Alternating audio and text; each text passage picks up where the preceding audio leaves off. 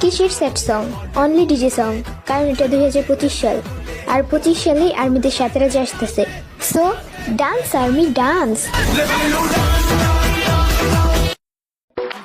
Vitamin জেহবের অভাবে আমি জিমিন রোগে ভুগছিলাম।